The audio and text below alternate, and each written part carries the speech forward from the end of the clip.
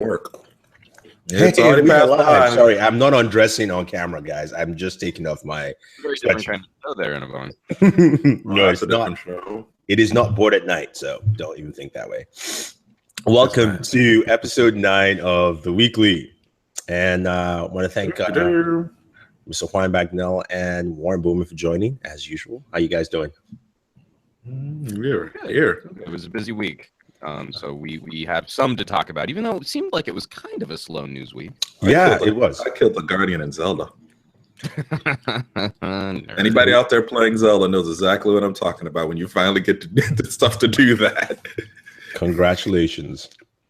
I, on the other hand, have not touched Zelda since I started playing it.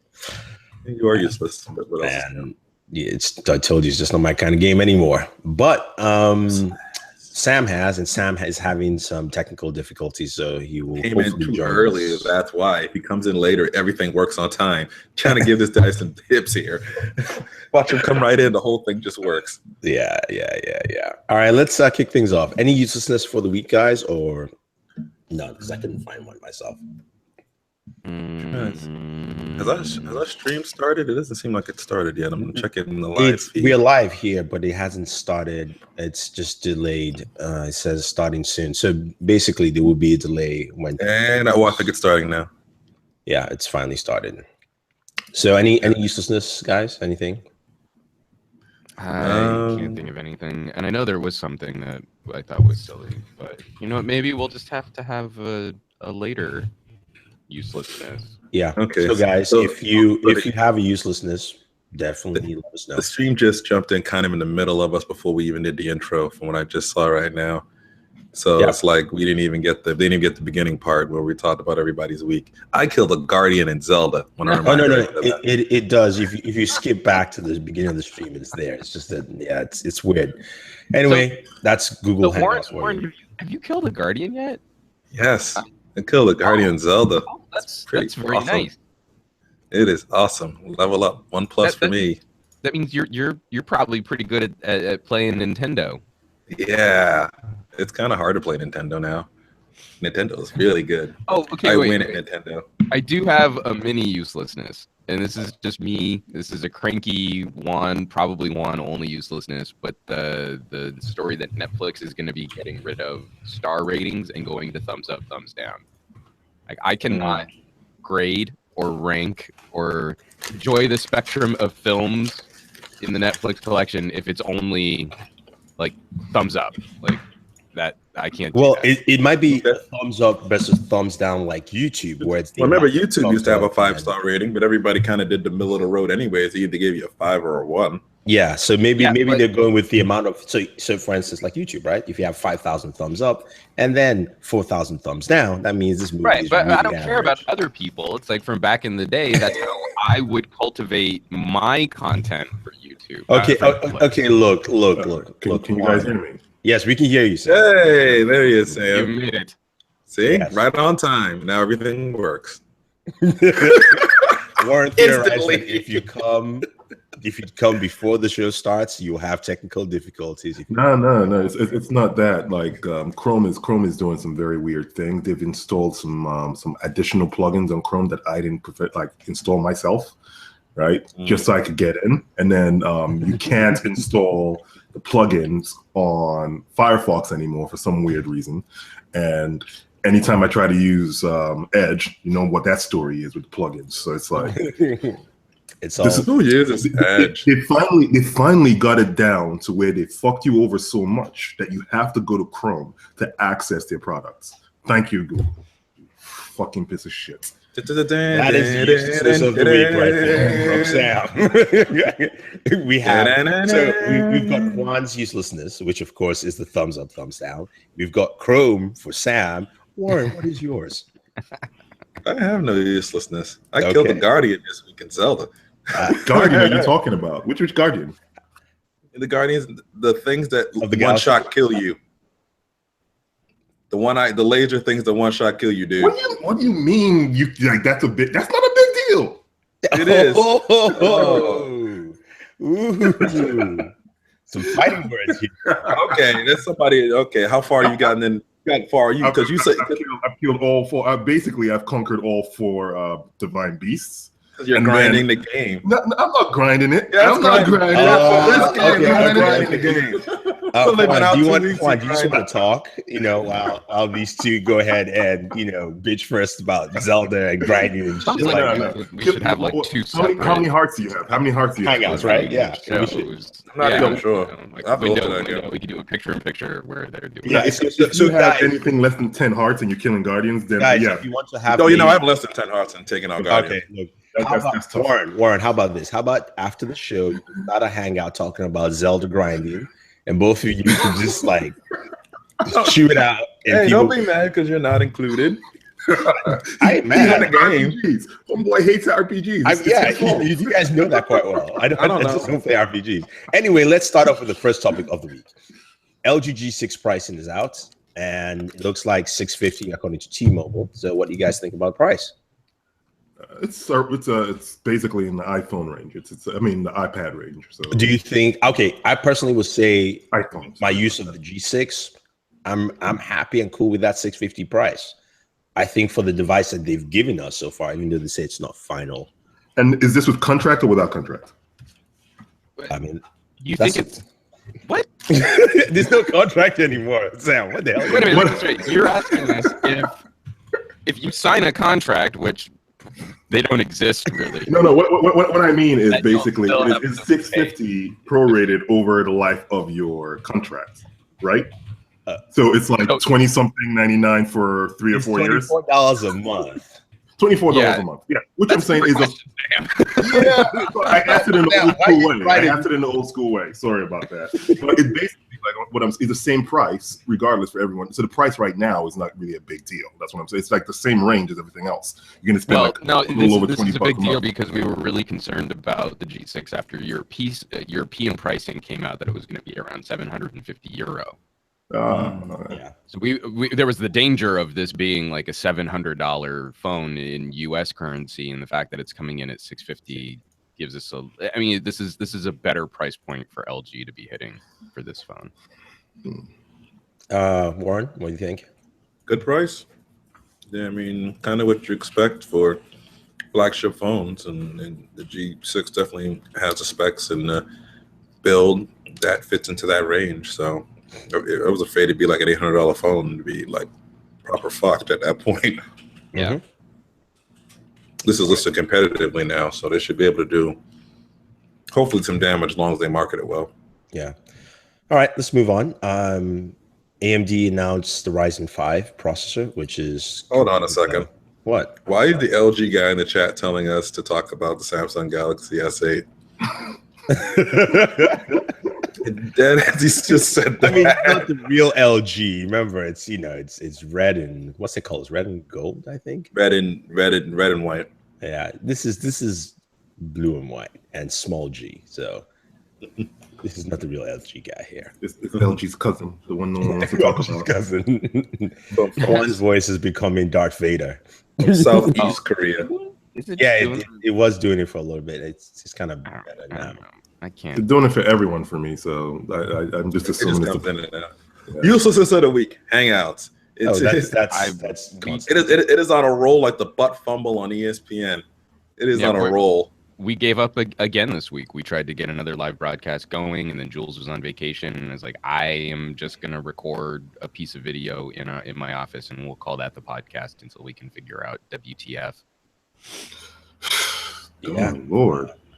So I was surprised it actually worked on First Go this week for me. It didn't for me. It took 3 that warning screen of Hangouts uses plugins, and the plugins are going away on Firefox. And I'm like, thanks, Hangouts. I'm in Chrome right now. Can you let me into the Hangout? They have finally figured out a way to make you use their products to do whatever. It is freaking amazing that they've totally fucked you over so hard that you're like, I give up. I'm going to use Chrome. End of story. Yeah, it is sad. But anyway, let's move on to something that might be a little happier for people. AMD announced a Ryzen processor, Ryzen 5, sorry, and Ryzen 5 competes with the Core i5 processor.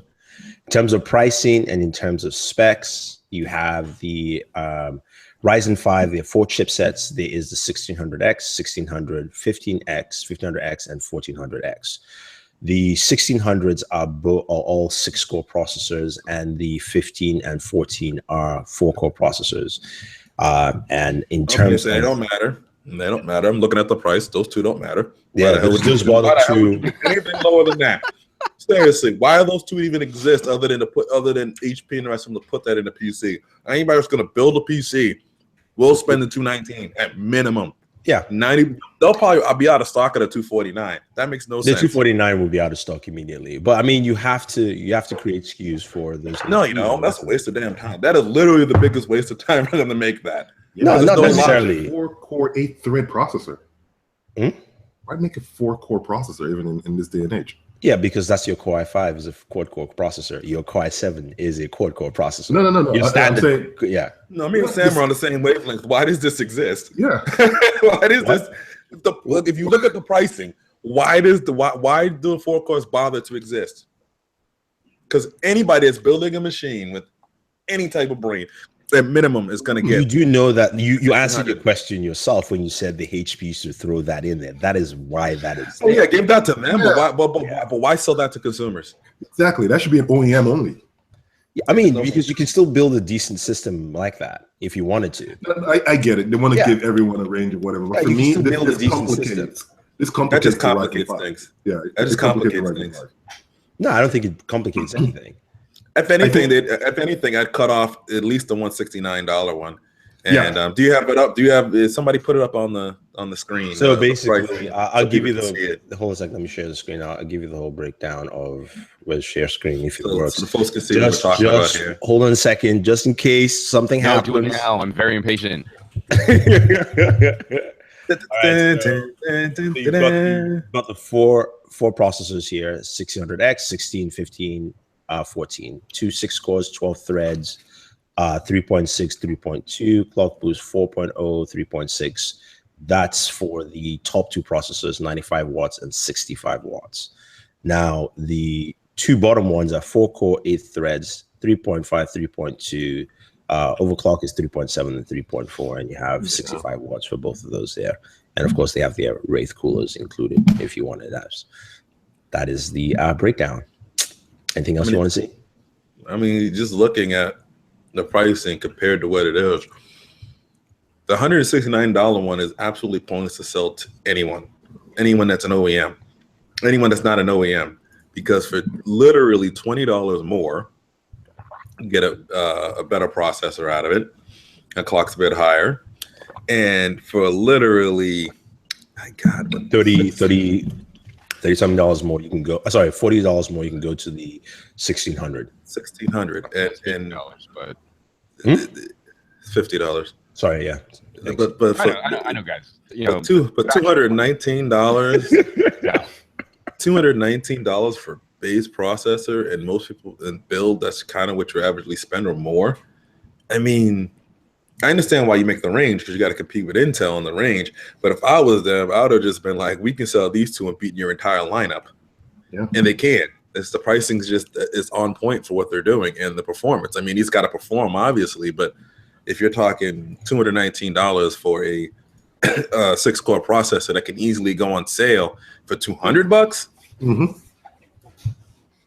it's a no-brainer. They're already beaten Intel with the 1600 and the 1600X. If somebody asks you right now, can you make me a build and I have $500? I'm already going to buy the 1600X. Yeah. It's just do a $500 build properly. No, 1400. No, dude, you don't. You're doing a person a disservice with the 1400. No, to do a $500 build, do the math. Go map it out and see whether you can do. I get it. You save more money with. I'm just saying if you want to put anything in that with the 1400. But if you're saying a gaming PC, I would definitely go with the 24. No, I agree. There are certain builds and certain. I don't care if they're gaming. I don't care if they do anything else. I don't care if they just do spreadsheets. I don't care if they just clicking on Pinterest. I'm giving them a 1600X. So what is the news? You guys heard about that there might be issues with the Ryzen, that it might be a certain, it might be running certain processes a little, it might be hanging up on certain processes. Yeah, I mean, they've sent out a couple of updates, but that's also to be expected. But it says it's going to be it's a firmware update. That means you're going to have to update your motherboard in order to get this to work properly. No, I think they're doing it with driver support. Oh, drivers. Yeah, because some of the processes are to do with compatibility with software, which you expect with a new processor, especially something that they only set people who've played with it, in a sense. So they just sent out a couple of updates. They sent one last week, and I think they sent one this week also itself. So basically, like every other freaking first adopter or whatever. You're wait a little bit. You're gonna the one part where it's done well is gaming, where they pretty much sent to all the gaming studios and said, look, just optimize your shit for. Hopefully they did gaming, and hopefully they knocked on Adobe's door, because those are the two big people to talk to. Oh yeah, let's do the uselessness. I think there's a good uselessness off of this. So if you're running Windows 7, Windows 8. I got the reaction of Warren. Look at him shaking his head already. He's like, "Oh man, I'm revving up for this one." So basically, Ryzen is a new chip, right? So you would expect that Microsoft's end of life for Windows 8 is like, I think in 2018. End of life for Windows 7 already occurred, but it's still managing it a little bit. But what Microsoft is saying is they're not going to support any new processors with for the Windows 7 or Windows 8, with Windows 7 or Windows 8 architecture. So basically, Intel's Kaby Lake and Ryzen processors will not. If you buy those chipsets and you want to run Windows 7 or Windows 8.1, you will not get updates. You will not get your regular updates. You'll just get a big fat no when you try to hit Windows update. So that's something to keep in mind if you're looking at the AMD Ryzen chipsets, that you probably would have to move all the way to Windows 10. Let's force that adoption. Yeah, that's all it is. Let's force that adoption now, because we want all that telemetry data that we can get to resell and blah blah blah and push products that nobody buys. But anyways. Name Microsoft. It's just been a little quiet here. It's just like, oh well, I mean, it's not something that affects us as much because we're already on Windows 10, but there's a lot of people that maybe not be ready to upgrade, to be told that, if you upgrade your PC, well, albeit if they upgrade their PC anyways, they're probably going to get Windows 10 anyways when they do that. So it's not like those folks are technically going to get totally affected, but this affects other people that might have a system they want to hold on to that they recently bought maybe a year or so ago, and they want to get the latest things going forward. But I think it's more for the guys who are going to buy this processor and try to put it in try to do a build without realizing that it can't go back to that tried and true old Windows 7 CD they have, or Windows 8 to get the system up and running. They would probably have to do that, and then on top of the cost of that PC, so that $500 PC now, you now have to add more money to it to get Windows 10. So it's no longer a $500 PC. It will impact you in that way. All right, cool. Okay, cool. I mean, I get it. I do get it. Microsoft and its uselessness can be a whole different, Well, yeah, I mean, I think the big problem is Windows has had that legacy, has that sort of idea of legacy support for so long, and at some point, these companies start thinking like, well, we've got to rip the Band-Aid off somewhere. Yeah. And Windows 10 seems to be the launching point for a lot of companies to say, like, if you want everything to be where we're looking towards future services and stuff, like, we got to throw the middle finger to older versions of Windows from here. And that's a bummer. I mean, that really sucks. But we also, I mean, look at like the kind of some like legacy support that we ignore in mobile devices, like really closed up, sealed up, glued devices. And after a point, like, we just know, well, after about 2 years, it's a piece of crap and you need to move on to something new. Like, heck, the master of legacy support on support is Samsung. I mean, the way they tell you they're going to update stuff, and then they're like, here's the Galaxy Note 8. That's how they update. Just buy the new one. I mean, also just look at, like, the kind of trouble, I mean, kind of putting trouble in quotes there for like Apple on the iPhone.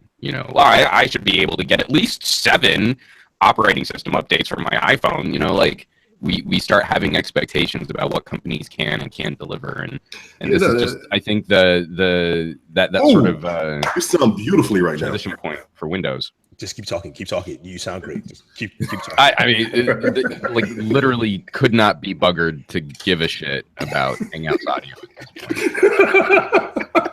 I cannot feed them a higher quality signal than what I am right now. And if Google is this shitty about supporting streaming services like audio, like we haven't been able to figure that shit out, then Google can go take a long walk off a short pier. Okay. Wow. All right. Let's move on to this show has been very interesting so far, guys. In terms of like, we've been going back and forth on all this uselessness with each topic, which is not really tied to the topic. We should just call this like the cranky butt episode of the Bored at Work podcast. So rumors are Surface Book 2 will be announced next month, most likely in April, and the Book 2 looks like it's going to be a laptop and no longer a 2-in-1 device. That's what DigiTimes is reporting as a rumor right now. So, you know, and I don't know if I trust the that. starting price of the Surface Book. I don't know if I trust that. Yeah. Because if you look at Lenovo's been doing 2-in-1s. They've been doing these convertibles for a while. It's not too difficult to do. To say that the Surface Book is going to walk away from that architecture, it's something I think Microsoft wants to go. It's Nadal. They can do anything right now. Just actually, that's why I don't know that I'd be terribly surprised if. I'm surprised they're putting out any new hardware. Oh yeah, you know what, Warren? You are right. Yeah, be surprised they're putting out any hardware. Yeah, true. Yeah. So anything can happen. It's Nadal. We know that quite well, that he might just want to, you know, let's just make a laptop instead and take away the fun of the Surface Book of what it is, you know, or even change the Surface itself to something more plainer and move away from that in some form or fashion and try and kill a division. You know, I feel like I'm about to start a Microsoft rant. We might as well go down the rabbit hole because I mean, like, is Surface hardware doing well? Isn't this consistently Microsoft's problem with things that start to show a little momentum, but they're not selling as much as the Xbox immediately? So let's wait for 3 years to put out an update. You know, this is. Oh, you mean like the HoloLens 2019?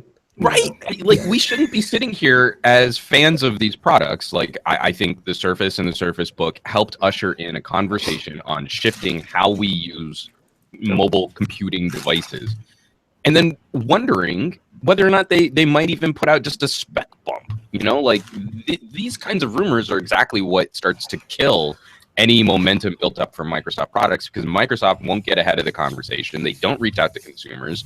They take a backseat approach to everything, and then they slow play the areas where they're doing well. And this is why I mean, like, I can't, like, the next computer I buy is not going to be a Surface. Well, according to DigiTimes, it said that Microsoft only shipped 500,000 Surface Book devices last year.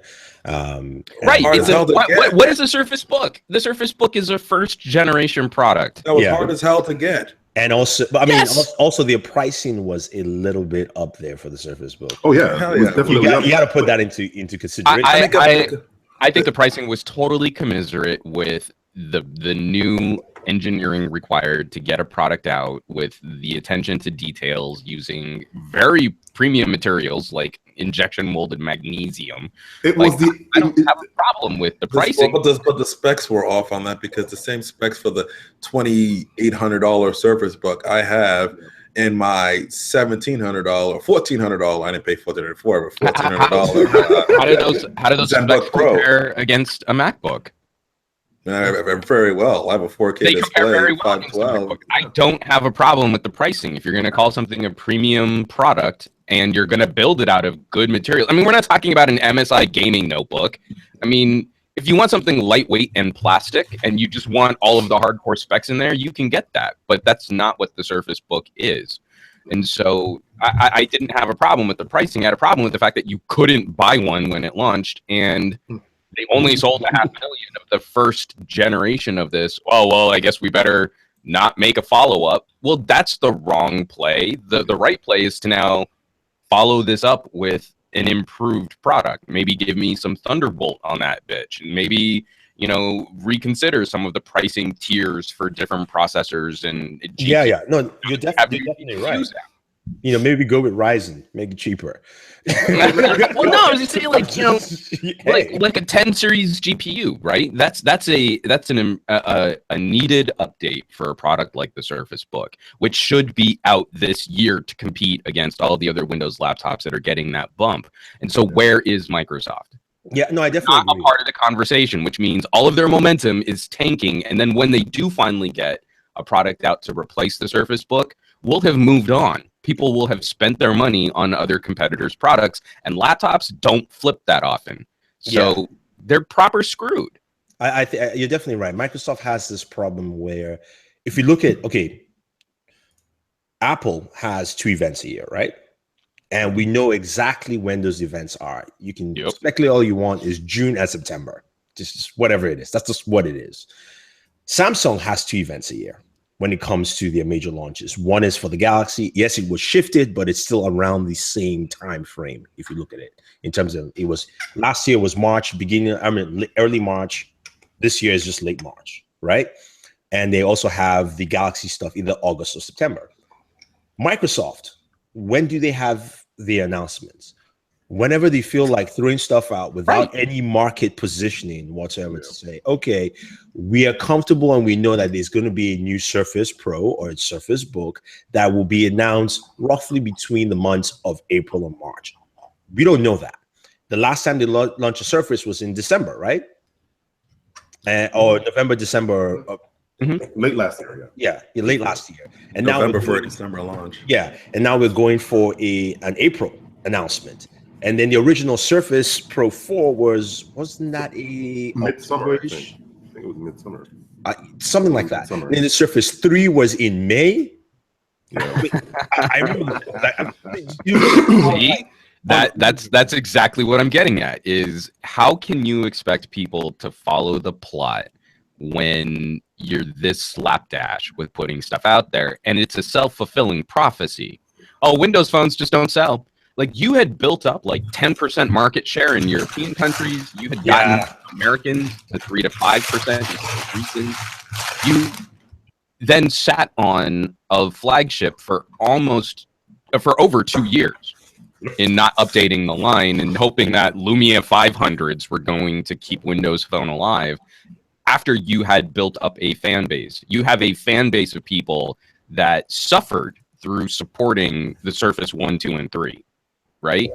We were on board this experiment, even though we had some reservations from the very first Surface.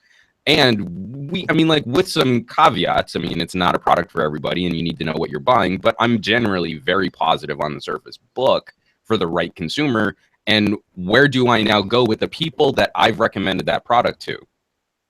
Do I recommend them to wait? Absolutely not. If you need to buy a computer, there's so many that are going to kick ass right now. So again, even Surface Studio, staying on the conversation for Microsoft. Surface Studio, oh, forget that. Yeah. I'll say, like, go grab a Razer if you don't mind your fans kicking on like a blast furnace. It's a great little laptop, but there are other options that I can point people to, because I'm not going to point them to a book for that price if I think they need a killer GPU, right? Yeah. So now they're absent the conversation again, which means they're irrelevant. They've got a great product, which is now irrelevant because we can't have a reasonable conversation about what's going on. And the rumors that we're pointing to make me feel like this won't be a product that I'll be excited to discuss. Definitely. They're doing it again. They're throwing a massive bucket of cold water on what was like a slowly building little fire of excitement for their products. Yeah, and to Warren's point with the Surface Studio, that excitement for a product that we knew, even though it was going to be a niche product, they didn't even send it out. They sent out, I literally saw 4 reviews. And of course, those 4 reviews came from The Verge, Engadget, Windows Central, and I think one other YouTuber that has really high subscriber counts. Mm-hmm. That's it. I get, that's not a product for everyone, but you still need to put it in people's mindset that you have such awesome products. If anyone's going to choose between the all-in-one Mac, the iMac, versus the what's it called, the Surface Book, that's what the Surface Studio, that's who you want to that's who you want to put that in front of. Yeah, exactly. It's oh well, Microsoft does what Microsoft does. Yeah, I mean, it is.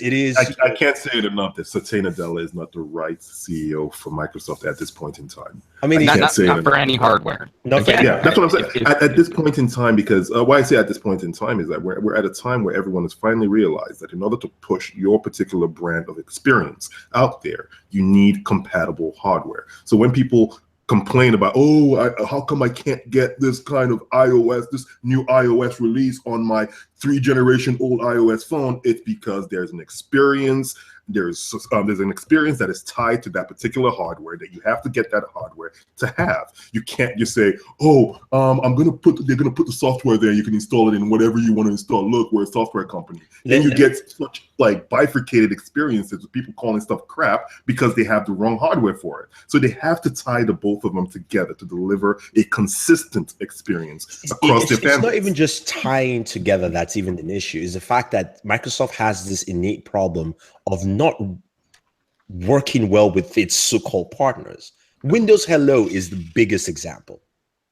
Windows Hello, the camera system that works absolutely fantastic if you have a Surface Book, a Surface Pro, is only on, I think, one other laptop that I know, and that's the HP. I think it's the HP, the new HP X360, the high-end one.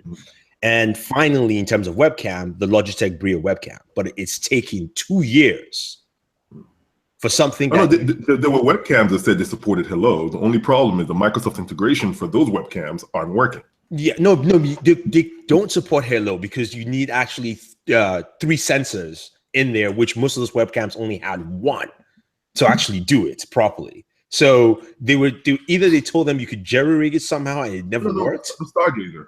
Stargazer didn't. But that one. It was supposed to have it. It was supposed to be able to be compatible with Hello. But it's not. but that's the thing. Microsoft does these things with something as simple as Windows Hello, something as simple as that, something as simple as Cortana. I hate to go back to that because the way Alexa and computer I was trying to get Sam's Alexa too. No, you're headphones. Yeah, I can't hear you. But the way Alexa has taken over everything, I mean, it controls 80% of that market right now. And the main competitor is going to be Google, not anything Microsoft has to offer. Yes, and mind you, Microsoft technically started this with Kinect way back when, as a company.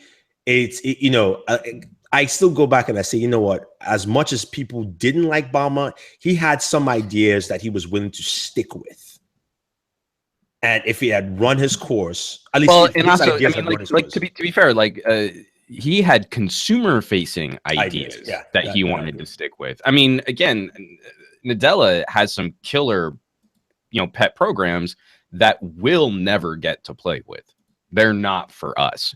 And that's what's so disappointing is this feels a lot like a sort of a diluted version of what went down at HP during the WebOS fiasco. Yeah. You had a CEO that only wanted to offer like corporate business software solutions and was considering gutting all of the hardware, just as we were seeing some interesting devices. I don't know how successful they would have been in the market, but zero faith or zero push in touchpads and WebOS phones.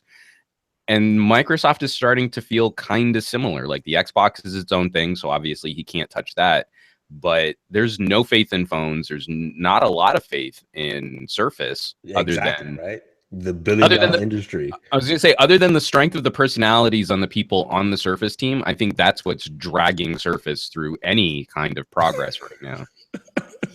I mean, to Jonathan's point, Jonathan says Microsoft issues that they make so much money off software, other hardware, that they care nothing for their own hardware, unlike Apple. I think Microsoft has whoever is the CFO doesn't know how to look at balance sheets of other companies that make money off hardware. I'm sorry. Yeah. I mean, if Apple, we all know how much money they have, and the fact that they have no business presence. I mean, I call it no because they really have no business presence in terms of business to business, dealings.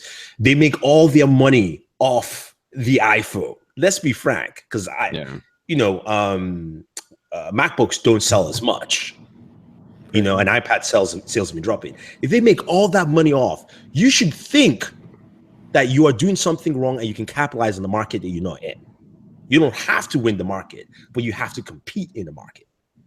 And right now, they're not competing in that market. They had an opportunity to bring in the software with Cortana into a different market, which they are losing. There's the home automated market, which hasn't even started yet, even though it's taking a slow point in time. But we know very well that it's going to continue because you have voice activated controls with things like Google Home and Alexa. It was activated or a voice command console in the living room, and then they freaking just like broke it. They still want to use it. It's ridiculous. Warren, do you still use Cortana on the Xbox? No, I switched that back to the old one. I don't fuck Cortana. It didn't work. It was completely broken. Completely broken. So yeah, they broke it. I don't know if it was intentional, but they have broken the voice commands on the Xbox ecosystem without with this introduction of Cortana and the removal of the Kinect. They just killed it. They're like, oh, there's this thing that we put in there that maybe a lot of people didn't use, but it has potential, but we're just gonna kill it anyway because you know what? We're Microsoft. We can afford to. Yeah. Anything else anybody wants to add, or we can just move on? Well, we went into a Microsoft rant. It's still not a full rant. There's so many other things we can cover. Oh, there's so much else we can talk. Oh God. Yeah, let's move on. All right. Let's move on to some rumors. If I can actually find the show notes where they are there. Okay, yeah. Galaxy S8 release date has been leaked. And it looks like 2 dates. Exactly. April. But 21st or 28th? Canada stated 28th. In terms of some rumors that dropped out, but 21st was one of the initial dates. There's word that they might push it back because they're having some issues fabbing chipsets. Oh boy. No, everyone's having issues. It's going to explode now. No. Everyone. They said it was an issue that everyone was having. Even Apple is having issues at that nanometer size. So, Apple just has the benefit that their device is coming out, way later than anything else. So, I mean, so Sony's strategy for releasing their XZ, I thought it was silly that they announced it early, but if I were a smartphone manufacturer, second half of this year is probably the safer bet. But Samsung definitely has to drop something. They have no choice at all. Are you coming to the event in New York? Yeah, I'm going to try and make it out. I do have a plane ticket. There's still a little confusion as to who's going to be covering what, but I should be out there. Okay. Also, sorry. Oh, I was just also going to say real quick for Samsung, this is also maybe one of the things that's messing them up in a 2 chipset strategy. Like, if fabbing is becoming a difficulty and we've got phones that are going to launch with an Exynos versus with a Qualcomm. Oh no, they're having issues with Exynos too. No. That's what I mean though. Is like focus. Fix it. There's a way to get around this. When we knew that Qualcomm processors were dogs, we got Exynos here in the United States. There are solutions to the situation for a company to look at how they're going to be distributing products. But this is also part of that weird, deep, entangled relationship that they have with Qualcomm. And I guess like we in North America have to make that transition with them. I mean, true, but I think this is a little bit different just because remember they are also fabbing this chips before Qualcomm was doing that and then just sending it to them. So I think this is just purely a production issue that everyone is kind of having that they just have to deal with rather than it being one that has to do with, just that strategy itself. But we'll wait and see when the S8 and S8 Plus. Now there are rumors that the S8 Plus might have dual cameras at the back. We don't know, but it's going to be. This is probably going to be the most important launch for Samsung in a few years that they've had in a few years because they're coming off the back of both corporate turmoil. And should I say executive turmoil with the executive officers. They're coming off of turmoil with the recall they had last year. They need to show people that they're still, at the top and they're not, laying on their laurels. So they need to, they need to come out big. And the 830, I mean, the 8 should be. This is going to be very important. So, amazing. What's interesting also with the 8 is, there's rumors now that facial recognition will be used for mobile payments, and it looks like that is what Samsung is going to probably push more on that launch event, except, not using that weird fingerprint placement at the back that is all over the place. So because they're talking about having 3 sensors or 3 cameras in the front. One is a 3.7, the other one, of course, is the 8 megapixel front facing camera, and then there's an infrared camera as well, to give better facial recognition, so you can unlock your phone, make mobile payments. I don't know. We'll see. We'll try that if you can work with a picture of Sam, how you try and use Sam's phone and spend his money and all that. We already know that Windows sometimes thinks that all black people sound alike. No, that was HP. Cortana. Yes, I use this Cortana. I'm like, why? At least Windows Hello has not allowed another black person to use my computer yet. so I'm hilarious now until it goes through an update and you just loses itself. But more S8 leaks and S8 Plus. I mean, this thing is leaking way too much. This is worse than LG's right at this point right now. Well, it's also, again, we're talking about trying to keep the conversation running. This is, Microsoft has no conversation. Samsung needs to keep people occupied. They need to be in every news cycle. They need to be, it's the silliness. I don't know if you guys watch the Pocket Now Daily, but Samsung has been in the title of every Pocket Now Daily since CES, when we know we still won't even be able to get our hands on one for over a month. An actual retail boxed phone. Yeah. So, well, here's the thing, though. The title of the event is called "Unbox Your Phone," right?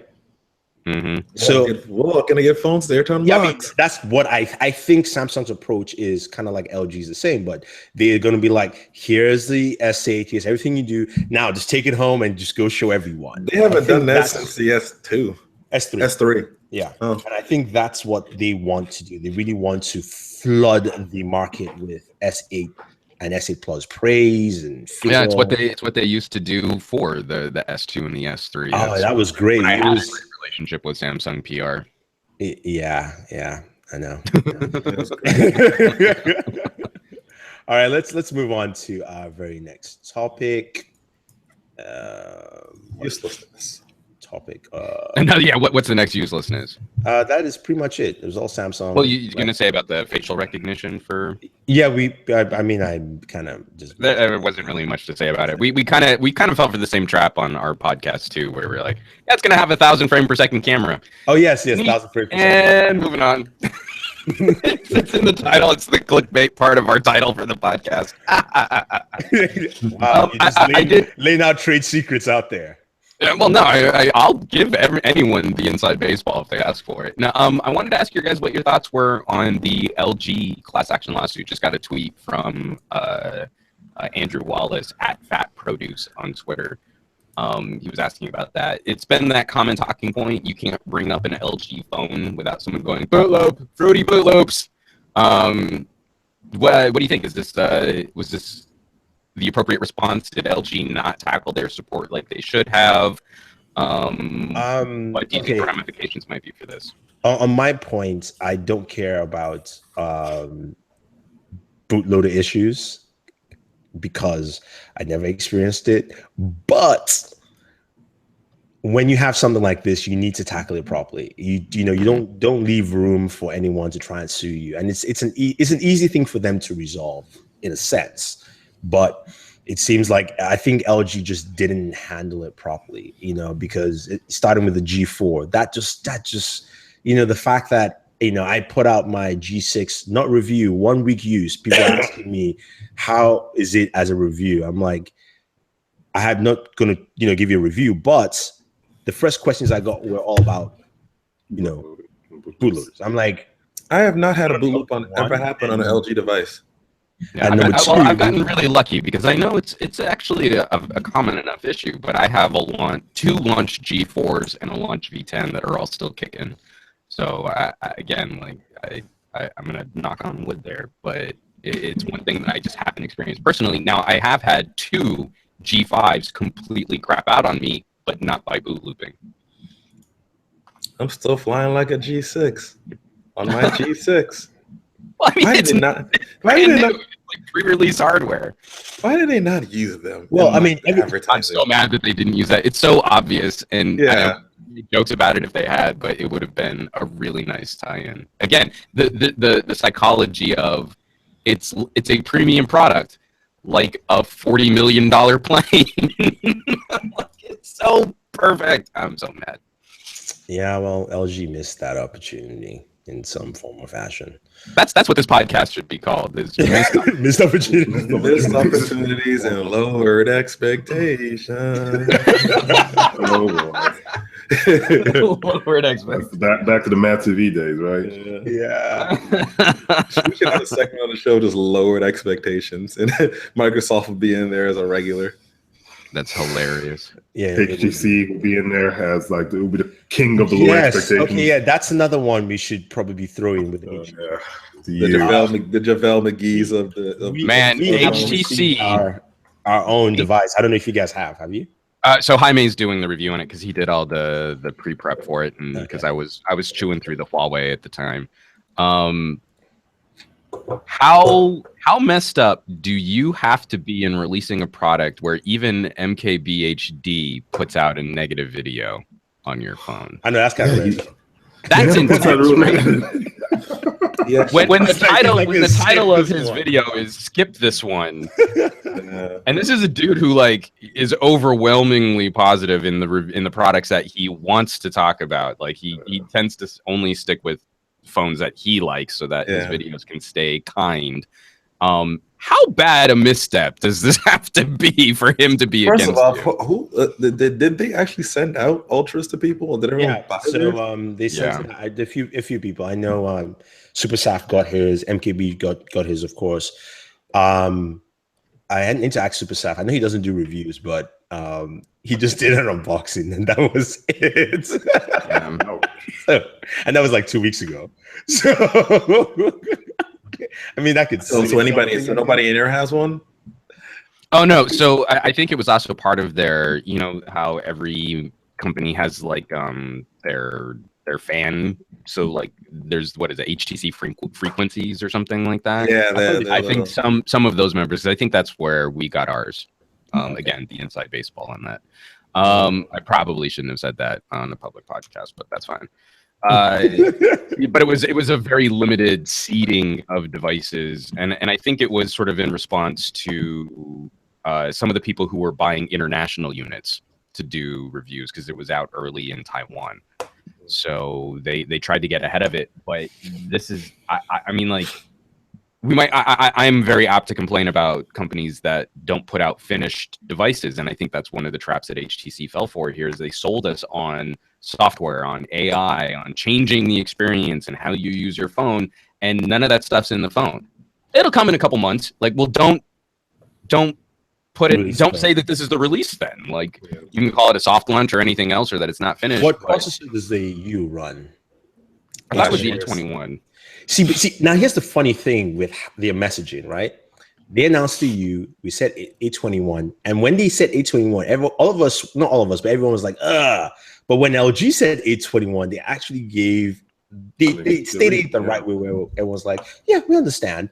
Because I remember with HTC's events, their online events, they kind of listed all the specs, and we're like, it's an A21 processor. And it's just funny because LG handled that much better than they did. You know, in terms of like specs, I think both devices kind of are the same, except maybe the camera, of course, which, you know, HTC doesn't do a good job.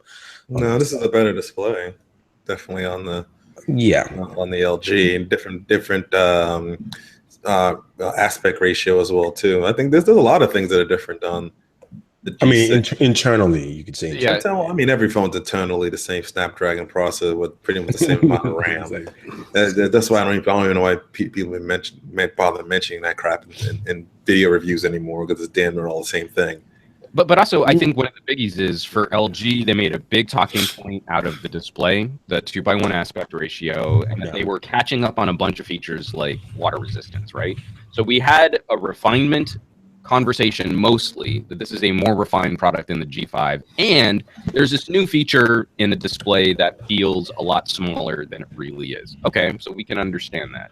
HTC's big conversation here is, well, we're tired of using metal. We've done metal in every kind of way possible, so now we're going to try glass, and that feels like a concession. Oh, let me translate that.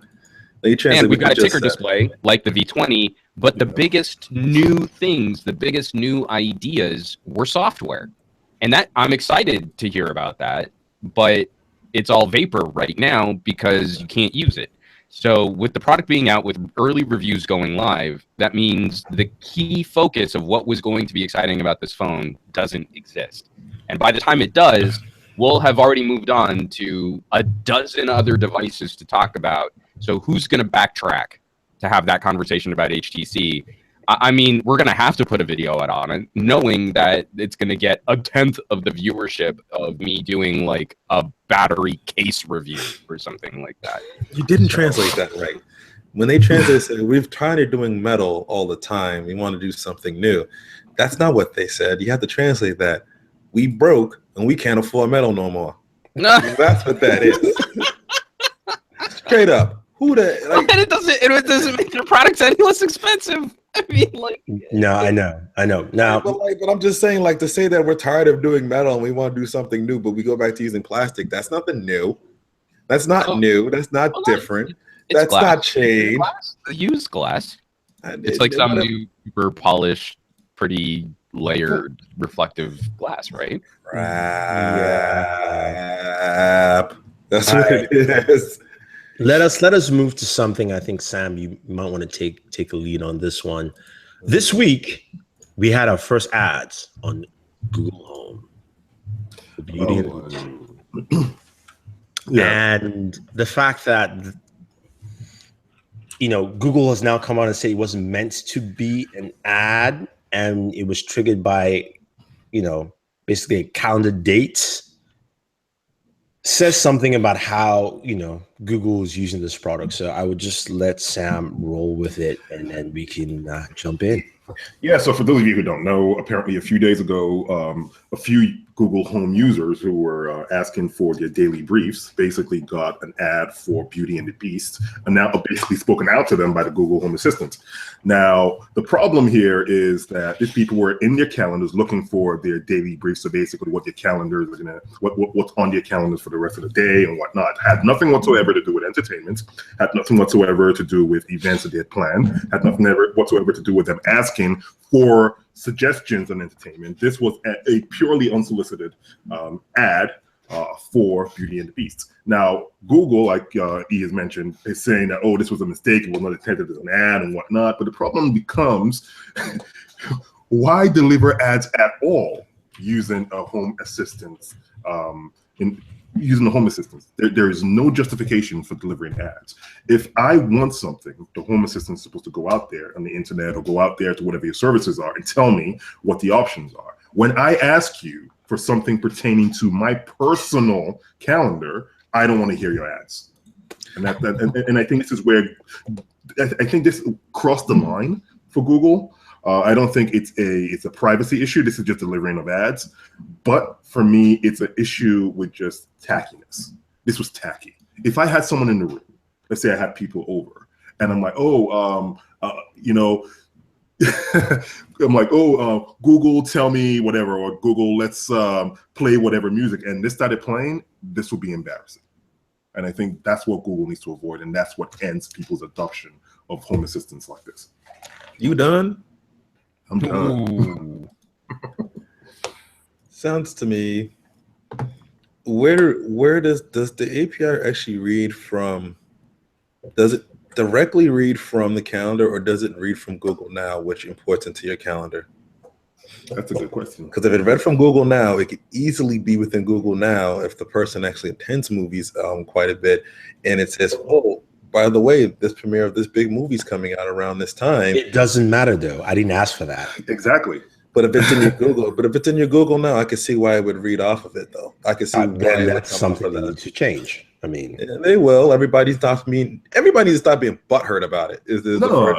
We're all acting like it's the worst thing in the world that's happened. We're about to hold up a new hashtag stop, ads on my speaker or whatever. Right. What if it wasn't Beauty and the Beast and you were there with a kid and it was something that was more adult oriented? Would it be cool then? Well, I mean, but the thing is, like, Sam, for any hypothetical, what if you search for porn and then in front of your kid? I mean, I understand the hypothetical you're trying to get at. I understand the hypothetical you're trying to get at, but I think the actual situation that we have now is invasive enough. Yeah.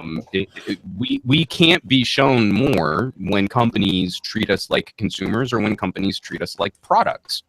So that's another aspect of that relationship. If we put our trust into a company like Amazon to deliver services, well, what is Amazon's core mission? They collect data to offer sales and to try and convince us to buy things, right? So that data is probably going to be leveraged against our own spending habits. And the same thing with Google. They're an advertising agency, essentially.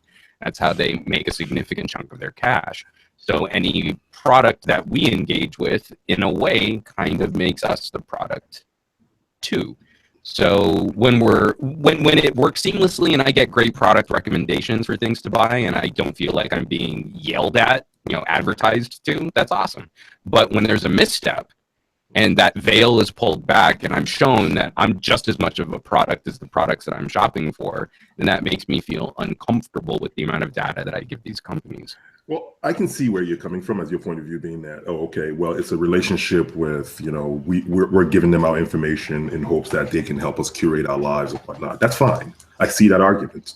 But my argument still simply is this, right? We bring something into our homes with the understanding that these things are not serving us suggestions, but we are requesting things from this device, right? Now they've totally turned that around. This ad turns everything around. They might say it wasn't intended as an ad. The fact that that device, unsolicited, is pumping audio into my home is a problem. Yeah, no one's disagreeing with you there. I'm just saying we don't need. Sam, all I'm saying is we don't even need to go to the slippery slope argument of what's going to happen if they serve my kid something more adult. The thing that you're talking about right now is bad enough. Oh yeah, and it's happening right now. The thing is simply this, right? It's not about slippery slopes. It's about exactly what the intent for ads are when you start delivering it in this way. It's a Beauty and the Beast ad, right? If I had a kid that didn't have any interest in seeing that movie, or I didn't even want to see that movie because I had issues with it, if the kid heard that, that's another whole, Daddy, why can't I see this movie? It's pushing an agenda that no one is asking for. It's not just pushing ads. Sam, we all agree with that. I mean, the only reason we're getting spicy about this comment is because you went off on a tangent of like, well, what if it served you an ad for something that was more adult in front of your children? And you're like, we don't even need to go that far. Let's get it correct. Don't that, guys. It's not like this isn't being broadcast on the internet. Warren does not agree. Let's just put it right. Warren is the only one who does not care. There's a difference between not agreeing and not caring. There's a difference between not agreeing and not caring. I am joking. I mean, calm down, people. Calm the F down. Let's move on to something brighter, okay? Like LG. Nothing about this podcast has been bright. Okay? If you want to get a G6, go pre-order with Verizon and Sprint. With Verizon, you get a 42-inch TV, LG TV. With Sprint, you get a 49-inch LG TV. I'm not sure if it's HDR or not. If it's HDR, I'll definitely go for that deal. If it's not HDR, no. Be picky about your free TVs. Be picky. Also, Verizon is also included a Google Home. That evil thing we just talked about, you can have it too now with the LG G6. Sorry. And we drove him to full commercial right there. I feel like Joker's giving me laughing gas now. Sorry. You guys can keep talking. He can't control himself. No. I think, guys, I think we officially broke the show. Yes, I think this is the end. But yeah, no, that's. I think we covered everything, didn't we? Yeah. Image Sack says when it's heavy, it's fun. Drama sells. This is what we do every day. We have a pre-show where we set out different points where we'll argue, and we will spice it up for you, and we'll make it more interesting. But that is pretty much it for this week, guys. It's been a lot of complaining about companies, rightfully so, and some news. So hopefully you enjoyed the show this week. And at this point, we go to Warren for the last word. Last word. Yeah, I got you there. You weren't ready for that shit, were you? No, I was. Like, I say things. I was trying to think what the last words were, and not let it be Sam is useless. So,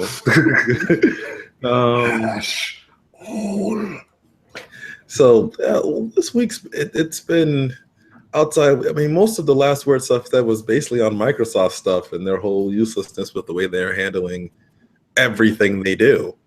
Yeah. They're being so non-consumer friendly while trying to put on the faux that they are being consumer friendly, and eventually this is going to bite them in the butt at some point. It's, I don't need to be forced now to be told, hey, how about you sign up for OneDrive so you can get Office for $6.99 a month in my Windows Explorer. Yeah, like stuff like that I don't need. It's those annoying things and a couple of things that I'm worried at where Microsoft is headed, and I don't think they're headed in the best direction. Can you guys hear me? And he's gone. Can you hear me? And he's back. And he's gone. I'm going to actually jump out because you guys can continue because Chrome is just frozen on me. Yep. So I'll be back. Continue. Take that last word. Okay. Well, I guess my last word's done at this point. So how about Sam? You're next. Speak. What? Well, the last word is supposed to be the last word, man. Well, then do the whole. Oh crap! It's getting weird, guys. Yeah, it's getting very weird. Well, it's National Awkward Day, so there you go. Since it's a day for everything. Hey, okay, so I guess the only thing that I guess I can add to that is simply, we've done a bunch of things on the channel. I think he got a one of the Ryzen 7 series chipsets and also a motherboard to play around with, so one might be able to see something coming, a new build coming in the next few days. Oh, you can pick that one up, right? Yeah. Oh my God, there are two of him. That's not good. Oh, one died. Yeah, that looks better. We got the Ryzen 7 chipset and motherboard from AMD in a box, which is really nice. They sent in a nice wooden box. Except the processor was not in the wooden box; it was just on the side. It's the funniest thing. You open it up, and there was like, ooh, Ryzen, and I'm like, wait, why is the processor hanging out here? What's in the box? I guess the box wasn't big enough to hold the motherboard and the processor together. So, yeah, we'll have a Ryzen build. We also get in a Ryzen PC to review from Cybertron. And we have Acer Predator. There's a lot of stuff we have to do, but the one thing I will drop next week is the Dell XPS 2-in-1. That is a really nice laptop. Dell has been doing some really good stuff. I mean, it's not as powerful as the Razer. It doesn't have a GTX 1050 or 1060 in there. But if you're looking for this is my review already. If you're looking for a good 2-in-1, that's it right there. From Dell. And more headphones, lots of headphones. Cool. Cool. Oh, we've got all kinds of stuff. It's gonna be rad. No, so I did a sit-down podcast with TK Bay while we're trying to figure out our podcasting solution. We've given up on Hangouts, so you guys can catch that. That went live early this morning. We're going to be doing the G6 real camera review is probably going to be out, so we can can dig into the dual camera shooter on the G6. We did a video on the Huawei P10 where a lot of people were kind of frustrated that we didn't do a real camera review for that. And it's basically the same as the Mate 9. So we're not going to dig deep until we can get our hands on a P10 Plus, which we might not be able to grab one. Huawei, they sent us a review unit for the P10, but there's been no word on a P10 Plus, so we just might skip it, which would be a bummer. Oh, and then also the LG Tone Studios, where I've got them right over here. So the funky wearable Bluetooth speakers that we have a video out on that. You can catch that on pocketnow.com.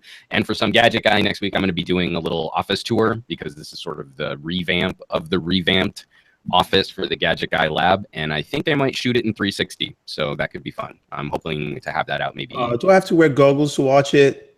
No, you can watch it on YouTube. Just, if you want to scroll around and stuff, that's do I just have to pick my monitor? Just watch it on your phone. Watch it on your phone. Okay? No, I can just pick my monitor up. Watch it on your phone. It's easy. but I mean, like, how funny is that like it works so well just watching it on a phone that I never really want to pop a phone into like a headset. Oh yeah, like you don't have the whole encumbered turning around or whatever. Such a pain. Even like a cardboard viewer where you hold it. It's like, well, if I'm just gonna hold it, I can just look at this on my phone. The thing I like about 360 on the phone is everyone you put on the headset and you have to move around. On the phone, you can just like, okay, that's cool. Well, and I love because it's still. I mean, this is the situation that we find ourselves in with VR and with 360 video is. We know about it. Anyone who's watching this podcast is well aware of this feature. Every single time I fire up a 360 video with just like friends or family, and I'll hand them the phone, and they'll just be like, "Well, what am I looking at this piece of shit video? Like, what is this?" And I will physically have to like move their hand, and for a while before they get like things are changing when I'm moving their hand around, and then it's like, oh. Like this is like again. I mean, like I'm going to end this on the same bummer that we've been running all of this podcast for. Is I'm getting really tired of doing the educating for these companies. I want these companies to be out ahead of their own products and educating consumers for us, so that we can have more grown-up conversations with people. Because this shit's getting old. Hey Juan, whatever happened to the video we're talking about with the hearing? Did you ever release that? Oh, so because of MWC, I do have a researcher at UCLA that I'm speaking to about doing an interview with them. That's probably not. Unfortunately, it's probably not going to be out before I have to go hit the Galaxy S8 event. But that is still on the back burner. We will still be getting that done because we're also going to be doing a follow-up to an idea that Tony had as a written editorial a while ago on fitness trackers. So I'm also going to be talking to a fitness trainer here to talk about like the differences between like having something that you wear on your wrist, try and give you workout tips, to what real activity tracking and what real fitness coaching should be like. So we've got a couple of these ideas where we want to expand on just like the lifestyle behind these products, not just it's scored a 1900 in Geekbench single core. That's I just don't give a shit anymore. I don't care. So I want to talk about things I do care about. Stop giving a shit about things. All right, I guess that is it, guys. Thank you very much, everyone, for joining. Thank you, everyone, for chiming in the chat. If you are watching later, thank you for watching. Leave your comments below. And if you're listening on the podcast, and I apologize, I have to update with 4 podcast videos. Audio files for you guys. Definitely use the podcast link. It's on Google Play. It will be eventually on Apple. I haven't done that yet. I'm sorry. But yeah. Subscribe to all the channels. You can follow Mr. Juan Bagnell. His handle on Twitter is Some Gadget Guy. You can find his videos on Some Gadget Guy on YouTube, and also he's part of the Pocket Now network. So he's the editor-in-chief, super duper dude over there, and does all the videos. Well, senior editor. I can't claim editor-in-chief, but I'm still the chief. Pretty top banana. And Mr. Warren Bowman of BW1.com. Check him out. He's been playing a lot of Zelda. Do you have any Zelda gameplay? On my other on the gaming channel, because Nintendo, screw Nintendo, they're not touching my main channel. Dude, I think you just really need to talk over it. You need to give your own commentary while you're playing. It doesn't matter. They will nail you for anything, little thing that looks like anything from them. They take it. Oh well. That's why that's why you don't see a lot of Nintendo Let's Plays. That's why a lot of people that are the biggest Let's Players. Oh, no. See, Warren, all you need to do is be a member of their the creator program that I if you just give them like 3/4 of all of your ad revenue, then you can talk about anything that.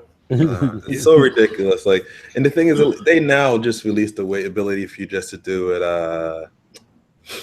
for per video. Per video. Beforehand, you had to like engulf the whole channel, but they give you more if they give you 70% if you do the whole channel, and they give you 60% if you only do individual videos. They're so magnanimous and so generous. How nice of them to let you take 60% of all the things you worked hard for, plus the game you paid for, plus the system you paid for. But there's intellectual property, so we can do that. It's because the law lets you claim that.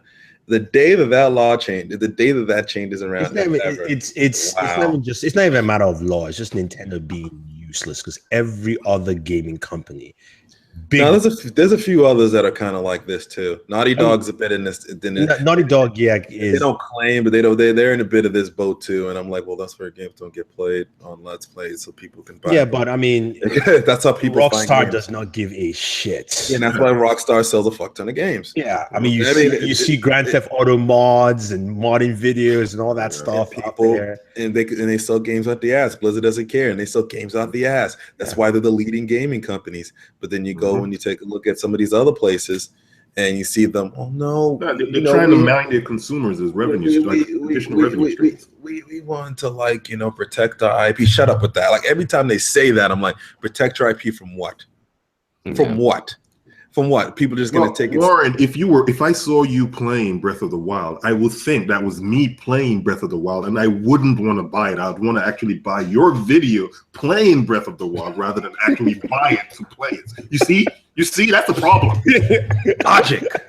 Yeah, but I mean, like, to the lawyer's point, they're going after this like they go after movies. If you put in, a 45-minute review of a movie where you spoil the ending, I don't think that should count as commentary and critique.